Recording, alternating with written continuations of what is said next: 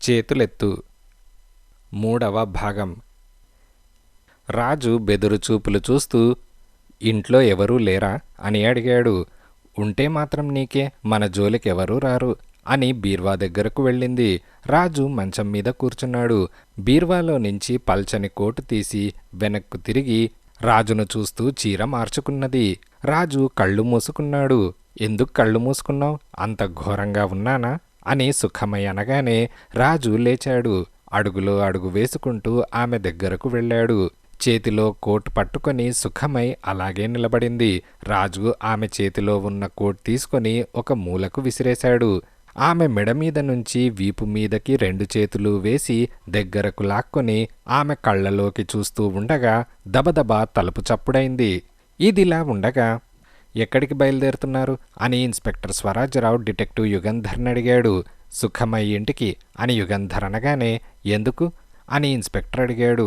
సుఖమయ్యతో స్నేహం చేసుకోవడానికి రాజు వెళ్ళి 24 గంటలు దాటింది.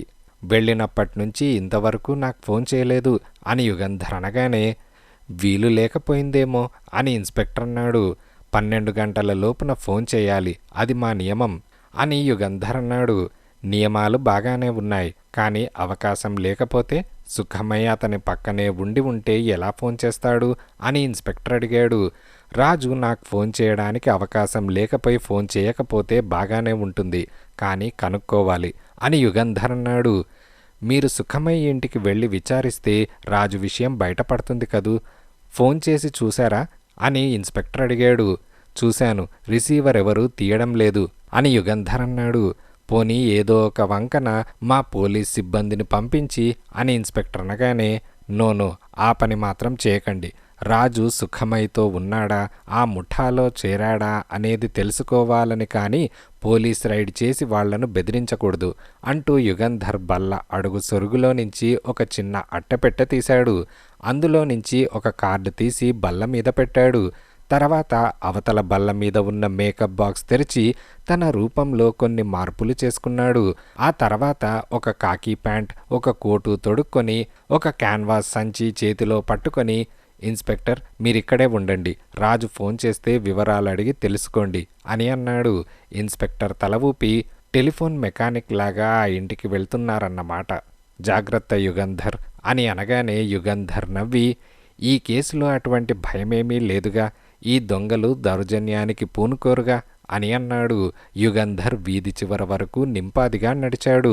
అప్పుడప్పుడు వెనక్కు తిరిగి చూస్తున్నాడు.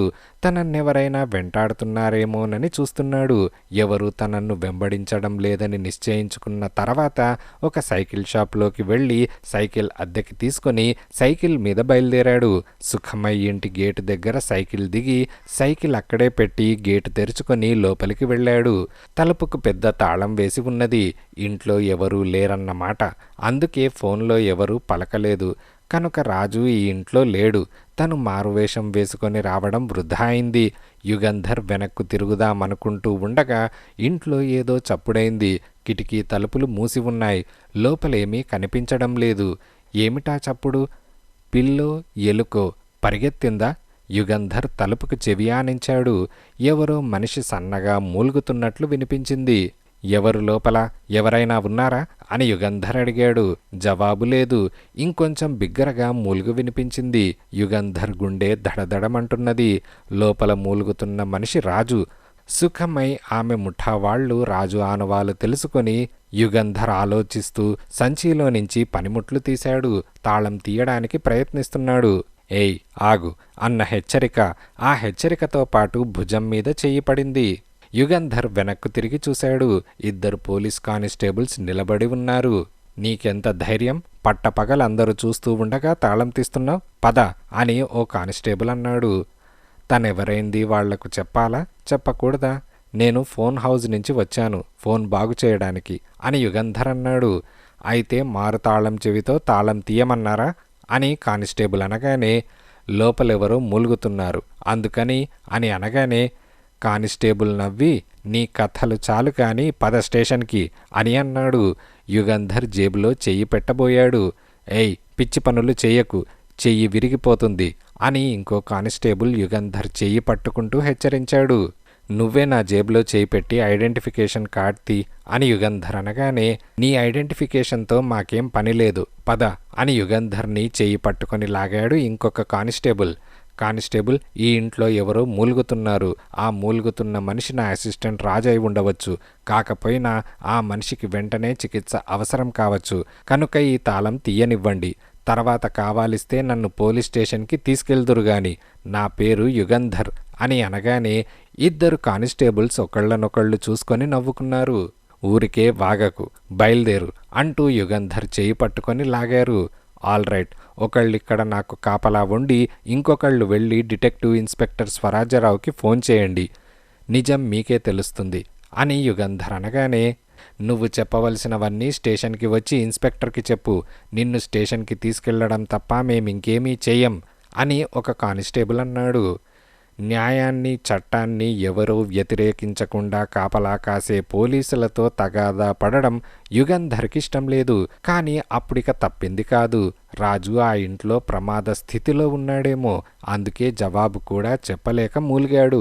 యుగంధర్ 2 చేతులు బిగించి ఒకేసారి 2 చేతులు పైకి విసిరాడు.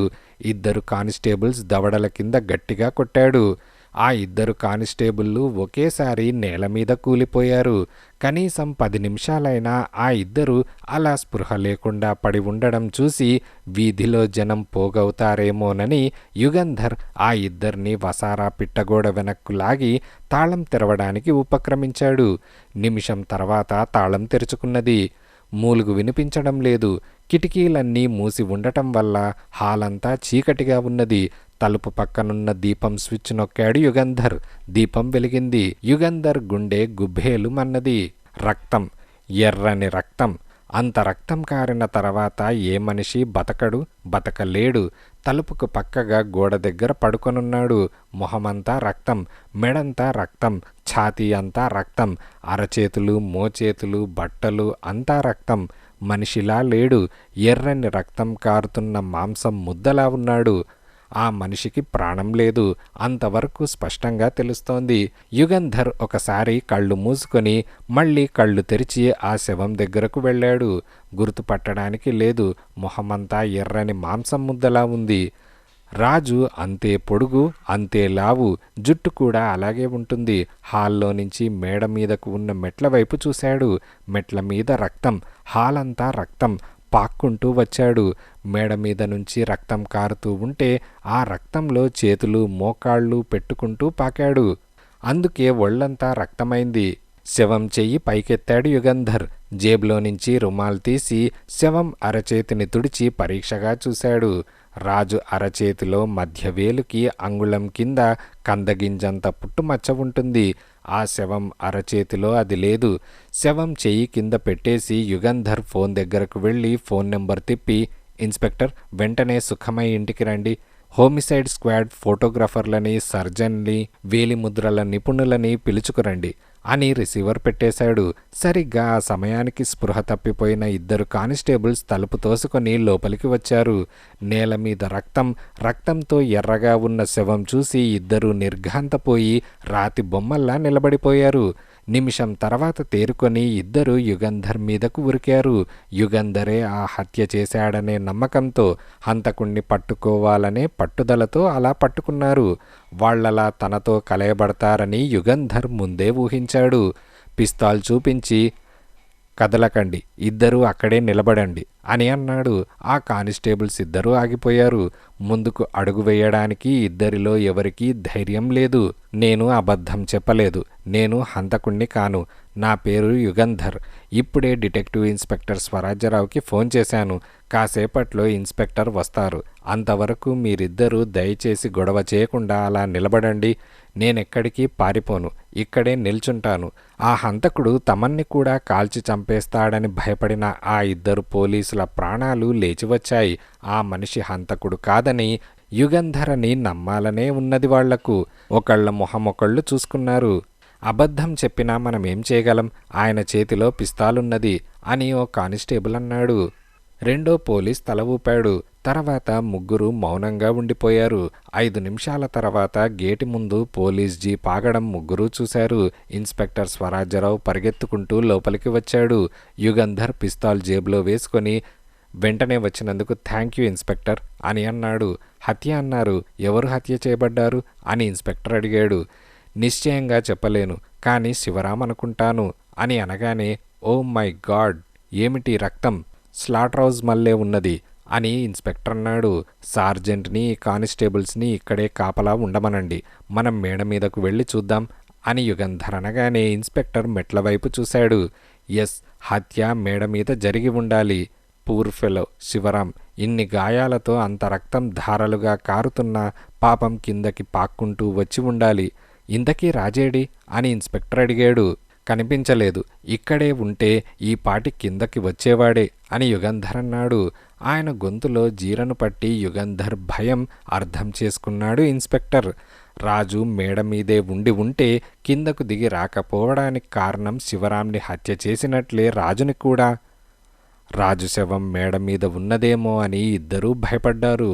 బరువైన గుండెతో ఇద్దరూ మేడమెట్లెక్కారు. రక్తపు జాడల ఆధారంతో సుఖమై పడక గదికి వెళ్లారు. ఇద్దరూ తలుపు దగ్గరే ఆగిపోయారు. అన్నేళ్ల అపరాధ పరిశోధన అనుభవంతో ఆ ఇద్దరూ ఎన్ని శవాలనో చూశారు. ఎన్నో హత్య కేసులు పరిశోధన చేశారు. ఎంతో దౌర్జన్యం చూశారు. ఎన్నో ఘాతుక కార్యాలు చూశారు. ఇప్పుడా గదిలో వాళ్లకు కనిపించిన దృశ్యం వాళ్ళిద్దరినీ భయపెట్టింది. ఇన్స్పెక్టర్ స్వరాజ్యరావు అక్కడే తల తిరిగి వాంతి చేసుకున్నాడు. యుగంధర్ నిలబడలేక తలుపుకు ఆనుకొని కళ్ళు మూసుకున్నాడు. 2 నిమిషాల తర్వాత యుగంధర్ 2 సార్లు గట్టిగా ఊపిరి పీల్చి కళ్ళు తెరిచాడు. యుగంధర్ మాట్లాడకుండా గదిలోకి వెళ్ళాడు. మంచం పక్కన తివాసీ మీద ఒక స్త్రీ పడి ఉన్నది. కళ్ళు తెరిచి ఉన్నాయి. తెల్ల గుడ్లు ఎక్కువగా కనిపిస్తున్నాయి. పరికిణి, జాకెట్, చేతిలో కోట్, ఛాతీ మీద నుంచి రక్తం ధారలుగా 2 కాళ్ల మీదకు కారింది.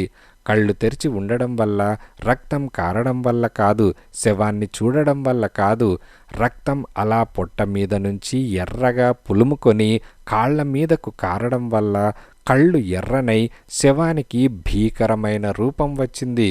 ఎవరు? సుఖమయ్యేనేమో అని ఇన్స్పెక్టర్ అన్నాడు. ఆమె అయి ఉండాలి అని యుగంధర్ గదంతా వెతుకుతున్నాడు. నేను వెళ్ళి ఇల్లంతా వెతికిరానా? రాజుని మరే గదిలోనైనా బంధించారేమో అని ఇన్స్పెక్టర్ అనగానే యుగంధర్ తల ఊపాడు.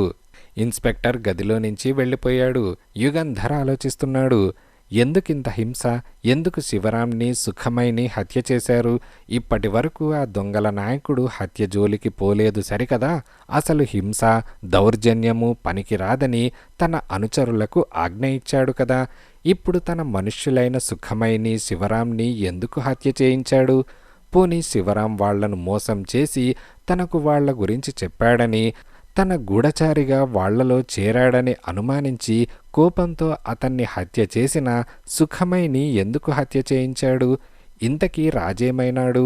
సుఖమైతో స్నేహం చేసుకుని ఈ ఇంటికి వచ్చాడా? రాజు ఇక్కడికి వచ్చిన తర్వాతే ఈ హత్యలు జరిగాయా?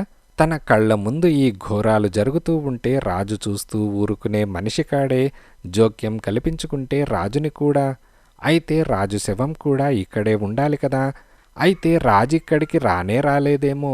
వచ్చిన హత్యలు జరగక ముందే వెళ్ళిపోయాడేమో. యుగంధర్ తివాసీని, మంచాన్ని పరీక్ష చేస్తున్నాడు. అంతలో ఇన్స్పెక్టర్ స్వరాజ్యరావు, హోమిసైడ్ స్క్వాడ్ హడావిడిగా వచ్చారు. డాక్టర్ శవాన్ని పరీక్ష చేసి పిస్తాల్ గుండు దెబ్బకు మరణించాడని చెప్పాడు. యుగంధర్ తల ఊపి వేలిముద్రల నిపుణుడి వైపు తిరిగి, ఈ గదిలో ఉన్న అన్ని వస్తువుల మీద వేలిముద్రల కోసం ప్రయత్నించండి. మంచం, తలుపులు, బల్లలు, కుర్చీలు అన్నీ అని అన్నాడు. పోలీస్ పరివారం వాళ్ల పనులు ప్రారంభించారు. నేనిక్కడ ఉండి ప్రయోజనమేమీ లేదు, ఇక్కడ ఇన్వెస్టిగేషన్ పూర్తయిన తర్వాత రండి అని చెప్పి యుగంధర్ ఇంటికి వెళ్ళాడు. ఇదిలా ఉండగా ఇన్స్పెక్టర్ స్వరాజ్యరావు ఒక కవర్ యుగంధర్ బల్ల మీద పడేసి, వేలిముద్రల ఫోటోలివి అని అన్నాడు. యుగంధర్ చటుక్కున లేచి కవర్ తీసుకుని ల్యాబ్ వైపు వెళ్తున్నాడు. యుగంధర్, రాజు వేలిముద్రలతో పోల్చి చూశాను అని ఇన్స్పెక్టర్ అన్నాడు. యుగంధర్ ఆగిపోయి, రాజు వేలిముద్రలున్నాయా అని అడిగాడు. ఇన్స్పెక్టర్ స్వరాజ్యరావు తల ఊపాడు. యుగంధర్ నిట్టూర్చి తన రివాల్వింగ్ కుర్చీలో కూలబడి, అయితే సుఖమయ్యతో రాజు ఆమె ఇంటికి వెళ్ళి ఉండాలి. హత్య జరగక ముందే రాజు ఆ ఇంట్లో నుంచి వెళ్ళిపోయి ఉండవచ్చు అని అన్నాడు. స్వరాజ్యరావు తల విదిలించి, మంచం అడ్డకర్ర మీద ఉన్న వేలిముద్రలలో కొన్ని రక్తం తడిసిన ముద్రలు ఉన్నాయి. ఆ ముద్రలు రాజువి అని ఇన్స్పెక్టర్ నీరసంగా అన్నాడు. ఆ రక్తం పరీక్ష చేశారా అని అనగానే, చేశాను. సుఖమై రక్తమై ఉండాలి, రాజుది కాదు. రాజు రక్తం ఏ గ్రూప్దో మా రికార్డులో ఉంది, దాన్ని బట్టే తేలింది అని ఇన్స్పెక్టర్ అనగానే, కనుక హత్య జరుగుతున్నప్పుడు రాజు ఆ గదిలోనే ఉండి ఉండాలి. రాజు కళ్ళ ముందు సుఖమైని శివరాంని హత్య చేశాడంటే రాజు సహాయం చేయలేని స్థితిలో ఉండి ఉండాలి అని యుగంధర్ అన్నాడు. అవును అని ఇన్స్పెక్టర్ అన్నాడు. మరి ఇంతకీ రాజేమయ్యాడు? తప్పించుకొని పారిపోయి ఉంటే ఈ పాటికి ఇక్కడికి వచ్చి ఉండాలి కదా, రాలేదే. రాజు ఆ హత్యలకు ప్రత్యక్ష సాక్షి అయి ఉంటే రాజును వాళ్ళు వదులుతారా అని యుగంధర్ అన్నాడు. ఈ హత్యలకు రాజు ప్రత్యక్ష సాక్షి అవునా అన్న విషయం సందేహాస్పదం. వాళ్లకు చిక్కిన తప్పించుకురాగల సమర్థుడు రాజు, చింతించకండి యుగంధర్ అని ఇన్స్పెక్టర్ అన్నాడు. అంతలో ఫోన్ మోగింది. హలో అని అనగానే, యుగంధర్ గారా అన్న మాటలు వినిపించాయి. యుగంధర్ ఆ గొంతు గుర్తుపట్టాడు. రాజు, ఎక్కడి నుంచి మాట్లాడుతున్నావు అని యుగంధర్ అడిగాడు. ఈ దొంగతనాల దర్యాప్తు మానేయండి. మీరు దర్యాప్తు మూసేసినట్లు నిశ్చయంగా తెలిసిన నెల రోజుల తర్వాత నన్ను వదిలిపెడతామన్నారు అని రాజు కంగారుగా అన్నాడు. యుగంధర్కి అనుమానం కలిగింది. రాజై ఉండడు. రాజులా గొంతు పెట్టి ఎవరో మాట్లాడుతున్నారు. తన ప్రాణం కాపాడుకునేందుకు దర్యాప్తు మానేయమని రాజు ఎన్నటికీ ప్రాధేయపడడు. నువ్వు రాజేనన్న నిర్ధారణేమిటి అని యుగంధర్ అన్నాడు. నా బల్ల రెండో సొరుగులో ఓ సిగరెట్ ప్యాకెట్ ఉన్నది. 6 సిగరెట్లు కాల్చాను, ఇంకా 4 ఉన్నాయి అని అనగానే యుగంధర్ రిసీవర్ బల్ల మీద పెట్టి రాజు బల్ల దగ్గరకు పరిగెత్తాడు. రాజు చెప్పినట్లు రెండో సొరుగులో సిగరెట్ ప్యాకెట్, అందులో 4 సిగరెట్లు ఉన్నాయి. తనతో మాట్లాడినది రాజే, సందేహం లేదనుకుని రిసీవర్ తీసి రాజు రాజు అని పిలిచాడు. జవాబు లేదు, డిస్కనెక్ట్ అయింది. ఇదిలా ఉండగా 2 పిల్లలు నిద్రపోయారు. రాజేశ్వరి వంటిల్లు కడిగి వచ్చి తమలపాకులకు సున్నం రాసి భర్తకిస్తోంది. నువ్వు పండక్కి చీర ఇంకా కొనుక్కోలేదేం అని వేణు అడిగాడు. కొనాలనిపించలేదు అని రాజేశ్వరి అనగానే, ఎందుకనిపించలేదు? డబ్బు లేదనే చింత లేదుగా. రేపు వెళ్ళి మంచి పట్టుచీర కొని తెచ్చుకో, లేకపోతే నేను తెస్తాను. నేను తెస్తే అంచు బాగాలేదని, పవిట సరిగ్గా లేదని నువ్వు సణుగుతావు అని నవ్వుతూ అన్నాడు. బలవంతాన రాజేశ్వరి చిన్నగా నవ్వింది. అంతలో తలుపు చప్పుడైంది. వేణు వసారాలోకి వెళ్ళి తలుపు తెరిచాడు. ఎవరితోనో గుసగుసల్లా మాట్లాడి వచ్చి, నేను బయటకు వెళ్తున్నాను అని అన్నాడు. ఇప్పుడా? ఇంత అర్ధరాత్ర అని రాజేశ్వరి కంగారుగా అడిగింది. పనున్నది, వెళ్ళక తప్పదు అని ప్యాంటేసుకున్నాడు వేణు. హ్యాంగర్కి ఉన్న షర్టు తీసిస్తూ, రావడానికి ఎంతసేపు అవుతుందండి అని అడిగింది. ఏమో, తెల్లవారుతుందేమో. 2 రోజుల వరకు నేను రాకపోయినా నువ్వేమీ కంగారు పడకు. ఎవరైనా అడిగితే ఊరికి వెళ్ళానని చెప్పు, తెలిసిందా అని అతనన్నాడు. షర్టు వేసుకొని నిద్రపోతున్న పిల్లల్ని ముద్దు పెట్టుకుని వెళ్ళిపోయాడు. వీధి తలుపు లోపల గడియపెట్టి వెళ్ళి పిల్లల పక్కన పడుకొని వెక్కి వెక్కి ఏడుస్తోంది రాజేశ్వరి. ఆ రాత్రంతా ఆమెకు నిద్ర పట్టలేదు. తెల్లవారిన తర్వాత ఇంటి పనులు చేసుకుంటూనే ఉంది. కానీ ఒక పక్కన ఎందుకో తెలియని దిగులు. పిల్లలు చూడకుండా కుళ్ళి కుళ్ళి ఏడుస్తోంది. ఇలా 2 రోజులు గడిచాయి. వేణు ఇంటికి తిరిగి రాలేదు. రాజేశ్వరి వీధి గుమ్మం దగ్గరే కూర్చొని 1000 కళ్లతో భర్త కోసం చూస్తోంది. ఇలా ఇంకో రోజు గడిచింది. ఇదిలా ఉండగా భోజనం చేసి చేతులు కడుక్కొని రాజు సిగరెట్ వెలిగించాడు. తను ఉన్న గదిలో నుంచి బయటకు వెళ్ళడానికి వీల్లేదు. అంతే, వేరే ఏ ఇబ్బంది లేదు. అతనికి హోటల్లో పంపినట్లు టైంకి కాఫీ, టిఫిన్, భోజనం పంపిస్తున్నారు. తనున్న గది పక్కనే నీళ్ల గది ఉన్నది. సిగరెట్స్ ఇస్తున్నారు. పత్రికలు, పుస్తకాలు ఉన్నాయి. ఎవళ్ళో ఒకళ్ళు అప్పుడప్పుడు వచ్చి తోడుంటున్నారు. ఎందుకిక్కడ కూర్చున్నావు అని రాజు ఒకసారి తనతో పాటు గదిలో కూర్చున్న అతన్ని అడిగాడు. తోడుకి అని అనగానే, తోడా కాపలా అని రాజు అడిగాడు. కాపలా అనవసరం. ఈ గది తలుపు తీసుకుని బయటకు వెళ్ళలేవు. వెళ్ళినా బయట కాపలా ఉన్నాడు. ఒంటరిగా కూర్చొనుంటే నీకు మతిపోతుందేమోనని బాస్ కాసేపు నీతో అది ఇది మాట్లాడమన్నాడు అని అతననగానే, నీ పేరు అని రాజు అడిగాడు. నీకనవసరం అని అతను చిన్నగా నవ్వాడు. తర్వాత రాజు మాట్లాడలేదు. రాత్రి భోజనం చేసిన తర్వాత తలుపు తెరుచుకొని ఓ యువతి వచ్చింది. చాలా అందంగా, నాజూగ్గా, ఫ్యాషనబుల్గా ఉన్నది. నవ్వుతూ మంచం మీద రాజు పక్కన కూర్చున్నది. ఎవరు నువ్వు అని రాజు అడిగాడు. ఆడదాన్ని అని ఆమె అనగానే, నీ పేరు అని రాజు అడిగాడు. నీ ఇష్టం వచ్చిన పేరు పెట్టి పిలు, నేను పలుకుతాను. ఇంకెవరూ ఈ గదిలో లేరుగా అని నవ్వుతూ అన్నది. ఇంతకీ ఎందుకొచ్చావు అని రాజు అడిగాడు. నిన్ను ఎంటర్టైన్ చేయడానికి అని ఆమె అన్నది. అంటే ఎలా ఎంటర్టైన్ చేస్తావు అని రాజు అడిగాడు. ఆడది మగాణ్ణి ఎలా సంతోషపరుస్తుందో అలా అని ఆమె నవ్వుతూ అన్నది.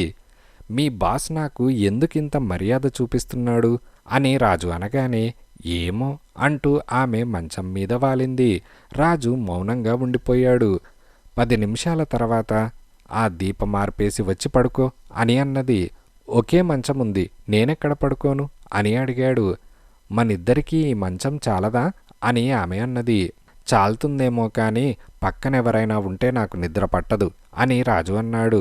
ఇప్పుడు నువ్వు నిద్రపోవడం దేనికి అని ఆమె నవ్వుతూ అడిగింది. నాకు నిద్ర వస్తోంది. ఆ 2 దిళ్లలో ఒకటిలా ఇచ్చావంటే నేను ఈ సోఫాలో పడుకుంటాను అని రాజు అన్నాడు. ఆమె రాజుని విసుగ్గా చూసింది. నిజంగానా నవ్వులాటకా అని అడిగింది. నిజంగానే అని రాజు అనగానే, అయితే నువ్వు మంచం మీదే పడుకో, నేను వెళ్తాను అని వెళ్ళి తలుపు తట్టింది. తలుపు తెరుచుకోగానే వెళ్ళిపోయింది. రాజు సిగరెట్ వెలిగించి ఆలోచిస్తున్నాడు. శివరాం కానీ సుఖమై కానీ హత్య చేయబడకుండా తను ఆపడానికి అవకాశం లేకపోయింది. అంతా కన్ను తెరిచి మూసేలోపున జరిగిపోయింది. సుఖమైని తను చేతుల్లోకి తీసుకున్నాడో లేదో తలుపు చప్పుడైంది. సుఖమై వెళ్ళి తలుపు తీయగానే శివరాం అతని వెనక ఇంకొక అతను లోపలికి వచ్చారు. రాజు చేతులెత్తి ఉంచు, కాల్చడానికి సందేహించను అని అన్నాడు. శివరాం మొహం పాలిపోయింది. గజగజ వణికిపోతున్నాడు. ఏంటి దైవపాదం, ఎందుకింత రభస చేస్తున్నావు అని సుఖమయ్య అడిగింది. నువ్వు కూడా చేతులెత్తి పెట్టి ఉంచు అని దైవపాదం కోపంగా అన్నాడు. నేనా, నీకేమైనా మతిపోయిందా అని సుఖమయ్య అడిగింది. చెప్పిన మాట వినకపోతే నీ ప్రాణం పోతుంది అని దైవపాదం బెదిరించాడు. స్టూపిడ్లా మాట్లాడుతున్నావు, ఈ పిస్తాలేమిటి, అసలు బాస్ ఆజ్ఞేమిటి అని సుఖమయ్య అనగానే, మన ముఠాకి ద్రోహం చేస్తున్న వాళ్ళు ఎవరైనా ఉంటే కాల్చి చంపమని నాకు ఆజ్ఞ ఇచ్చాడు అని దైవపాదం అన్నాడు. అబద్ధం, అయినా నేను ద్రోహం చేయలేదు అని సుఖమయ్య అనగానే, అయితే ఈ రాజుతో ఈ గదిలో ఏం చేస్తున్నావు అని దైవపాదం అడిగాడు. ఇతనే నా వెంటపడ్డాడు, యుగంధర్ అసిస్టెంట్ అని గ్రహించి తీసుకువచ్చాను అని అనగానే, తీసుకువచ్చి ఏం చేద్దామనుకున్నావు, అతను రాజు అని నీకెలా తెలుసు అని అనగానే, గ్రహించాను అని సుఖమయ్య అన్నది. అబద్ధం, నువ్వు శివరాం కలిసి మన సంస్థకి ద్రోహం చేయడానికి పూనుకున్నారు. మన సంస్థ రహస్యాలన్నీ ఈ డిటెక్టివ్లకు చెప్పడానికి పూనుకున్నారు అని అనగానే, షటప్, సంస్థలో నీకెంత బాధ్యత ఉందో నాకు అంతే ఉంది. నువ్వేదో బాస్లా మాట్లాడకు, ఆ పిస్తాల్ కిందకి దింపు అని సుఖమయ్య అన్నది. రాజు ఆలోచిస్తున్నాడు. ఎలా దైవపాదం చేతిలో పిస్తాల్ ఎగరగొట్టడమా అని అనుకున్నాడు. శివరాం కూడా అదే విషయం ఆలోచిస్తున్నాడు. దైవపాదం మీదకి ఒక్క ఉరుకు ఉరికాడు. దైవపాదం ఎలా తెలుసుకున్నాడు? చటుక్కున పక్కకు తిరిగి పిస్తాల్ కాల్చాడు. శివరాం నేల మీద పడిపోయాడు. పొట్టలో నుంచి రక్తం కారుతోంది. యూ బ్రూట్ అంటూ సుఖమై ముందుకు కదిలింది. రాజు సుఖమైని పట్టుకున్నాడు. దైవపాదం పిస్తాల్ మళ్లీ పేల్చడానికి వెనుకాడడని, సుఖమై ప్రాణం పోతుందని తెలుసుకొని ఆమెను వెనక్కు లాగడానికి ప్రయత్నించాడు. దైవపాదం మళ్లీ పిస్తాల్ పేల్చాడు. సుఖమై రాజు చేతుల్లో ప్రాణం విడిచింది. ఆమె గుండెలో నుంచి కారిన రక్తం అతని ఛాతీకి అంటింది. రాజు, కిక్కురు మనకుండా నాతో వస్తావా, నిన్ను కాల్చి చంపనా అని దైవపాదమన్నాడు. రాజు రక్తంతో తడిసిన చెయ్యి మంచం అడ్డకర్ర మీద పెట్టి ముందుకు జరిగి, వస్తాను అని అన్నాడు. దైవపాదం నవ్వుతున్నాడు. ఈ పిస్తాల్కి సైలెన్సర్ ఏర్పాటు చేశాను. ఎవరికి వినిపించి ఉండదు. రాజు, వెనక్కు తిరిగి చేతులు పైకెత్తు అని అన్నాడు. రాజు వెనక్కు తిరిగి చేతులెత్తాడు. దైవపాదం 2 చేతులు కట్టేసి పద అని అన్నాడు. ఎక్కడికి అని రాజు అడిగాడు. చెబితే కాని రావా అని దైవపాదం కోపంగా అన్నాడు. రాజు నవ్వాడు. సుఖమై హ్యాండ్ బ్యాగ్లో నుంచి తాళం చెవులు తీసుకుని దైవపాదం ఇనప్పెట్టె తెలుపు తెరిచాడు. అందులో ఉన్న నోట్లు, నగలు 2 హ్యాండ్ బ్యాగ్లలో సర్దాడు. ఇక మనం వెళ్ళవచ్చు. కార్ పోర్టుకోలో ఉన్నది, పద అని రాజుని ముందుకు తోశాడు. రాజు కారెక్కి డ్రైవింగ్ సీట్ పక్కన సీట్లో కూర్చోగానే దైవపాదం కిటికీ అద్దం పైకెత్తి తలుపు తాళం వేశాడు. కార్ స్టార్ట్ అయింది. రాజు రోడ్నే చూస్తున్నాడు. అతన్ని ఎక్కడికి తీసుకువెళ్తున్నది కనిపెట్టడానికి. అడయార్ ప్రాంతాలకు చేరుకోగానే నిర్మానుష్యమైన చోట కారాపి దైవపాదం జేబులో నుంచి ఒక సీసా తీసి రాజు ముక్కు దగ్గర పెట్టాడు. తీయని వాసన. అది మత్తుమందు. రాజుకు స్పృహపోయింది. అతనికి మళ్ళీ స్పృహ వచ్చేటప్పటికీ ఓ గదిలో ఉన్నాడు. స్పృహ వచ్చిన కాసేపటికి దైవపాదం గదిలోకి వచ్చి, ఎలా ఉన్నావు రాజు అని అడిగాడు. బాగానే ఉన్నాను అని అనగానే దైవపాదం చేతిలో ఫోనున్నది. దాని తీగ గోడలో ఉన్నవో సాకెట్కి గుచ్చి హలో అని అన్నాడు. తర్వాత రాజుకు రిసీవర్ ఇచ్చి, బాస్ నీతో మాట్లాడతాడట అని అన్నాడు. రాజు రిసీవర్ తీసుకుని, రాజు స్పీకింగ్ అని అనగానే, ఐఎమ్ వెరీ సారీ మిస్టర్ రాజు, మిమ్మల్ని ఈ విధంగా బంధించాలని నేను అనుకోలేదు. కానీ అలా జరిగిపోయింది. యుగంధర్ గారిని మా జోలికి రావద్దని, దర్యాప్తు మానేయమని చెప్పండి అని అనగానే, ఎందుకు చెప్పాలి అని రాజు అడిగాడు. మీ క్షేమం కోసం. చూశారుగా దైవపాదం ఎలాంటివాడో. నేనే అడ్డుపడ్డాను. లేకపోతే ఈ పాటికి మీరు సుఖమై దగ్గరకు వెళ్ళేవారు అని అనగానే, బెదిరింపా అని రాజు అడిగాడు. బెదిరింపు కాదు, యథార్థం. మీరు యుగంధర్ గారితో చెప్పేటట్లుంటే టెలిఫోన్లో ఆయనతో మాట్లాడవచ్చు అని అనగానే రాజు ఆలోచిస్తున్నాడు. తను తిరిగి రాకపోయేసరికి యుగంధర్ కంగారు పడి సుఖమై ఇంటికి వెళ్ళి ఉంటాడు. సుఖమై శివరాంల శవాలు చూడగానే యుగంధర్ తన గురించి కంగారు పడి ఉంటాడు. తను క్షేమంగా ఉన్నానని, దొంగలు బంధించారని యుగంధర్కి తెలియజేయాలి. దర్యాప్తు మానేయమని తను చెప్పినంత మాత్రాన యుగంధర్ మానేయరు సరికదా. బుద్ధిపూర్వకంగా అలా చెప్పి ఉండడని, దొంగల ప్రోద్బలం వల్ల అలా చెప్పాడని గ్రహిస్తారు. సరే అని రాజు అన్నాడు. ఆల్రైట్, నేను యుగంధర్కి ఫోన్ చేసి మీకు కనెక్ట్ చేస్తాను అని బాస్ అన్నాడు. సరిగ్గా 2 నిమిషాల తర్వాత యుగంధర్ గొంతు వినిపించింది. దర్యాప్తు మానేయమని రాజు చెప్పాడు. తన అనుభవాలు స్పష్టం చేసేందుకు సిగరెట్ ప్యాకెట్ విషయం చెప్పాడు. బాస్ ఫోన్ డిస్కనెక్ట్ చేశాడు. తర్వాత ఫోన్ తీసుకుని దైవపాదం వెళ్ళిపోయాడు. అప్పటినుంచి ఆ గదిలో ఉన్నాడు. తనకు అన్ని వసతులు ఏర్పాటు చేశారు. బాస్ ఆఖరికి ఆడదాన్ని కూడా పంపించాడు. ఆ బాస్కి తన మీద ఎందుకో ఇంత దయ అని రాజనుకున్నాడు. అంతలో తలుపు తెరుచుకున్నది. ఒకతను గదిలోకి వచ్చి ఫోన్ బల్ల మీద పెట్టి కనెక్ట్ చేసి, బాస్ మీతో మాట్లాడాలట అని అన్నాడు. రాజు రిసీవర్ తీశాడు. హలో మిస్టర్ రాజు, ఎలా ఉన్నారు అని అవతల నుంచి బాస్.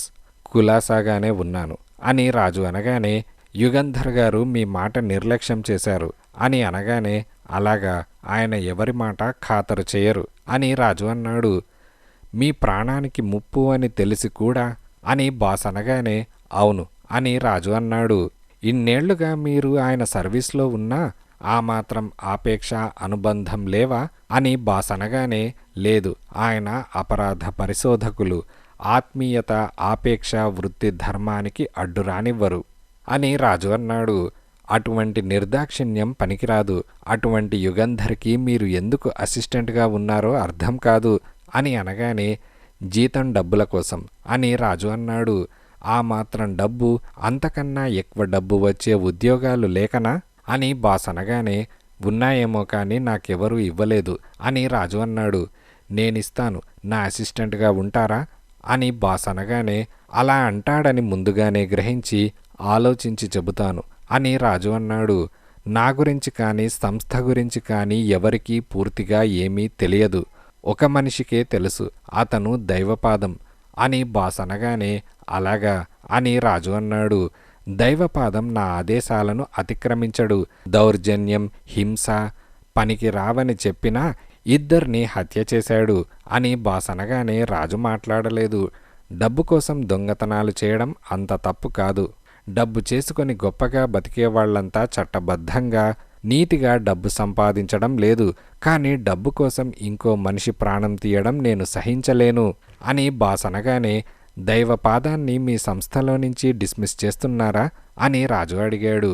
చెయ్యాలనే ఉన్నది, కానీ అతనికి నా గురించి సంస్థ గురించి చాలా తెలుసు అని బాస్ అన్నాడు. రాజు మాట్లాడలేదు. దైవపాదాన్ని పోలీసులకు ఒప్పజెప్పాలని ఉన్నది. అతను చేసిన హత్యలకు మీరు ప్రత్యక్ష సాక్షి కనుక మిమ్మల్ని కూడా పోలీసులకు ఒప్పజెబితే దైవపాదం మీద కేసు నిలుస్తుంది అని బాస్ అనగానే రాజు మౌనంగా ఉండిపోయాడు. హంతకుణ్ణి పట్టివ్వాలనే ఉన్నది, కానీ పోలీసులకు దైవపాదం నా గురించి చెప్పేవన్నీ దర్యాప్తు చేసి చివరకు నన్ను పట్టుకుంటారని భయంగా ఉన్నది అని బాస్ అనగానే, నిజమే అని రాజు అన్నాడు.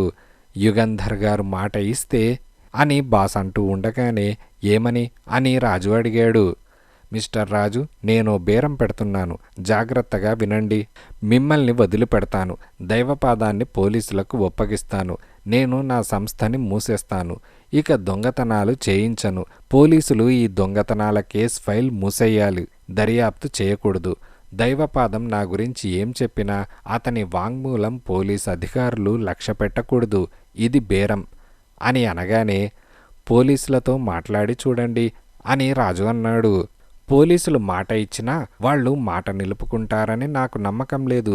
క్రిమినల్స్కి ఇచ్చిన వాగ్దానాలు నిలుపుకోనవసరం లేదని వాళ్ళ అభిప్రాయం అని బాస్ అన్నాడు. అయితే ఏం చేస్తారు అని రాజు అడిగాడు. యుగంధర్ గారు మాట ఇస్తే అని అన్నాడు. యుగంధర, ఆయన ఎలా మాటిస్తారు? పోలీస్ అధికారులు ఏం చేయవలసింది, ఏం చేయకూడనిది యుగంధర్ గారు ఎలా నిర్ణయించగలరు అని రాజు అన్నాడు.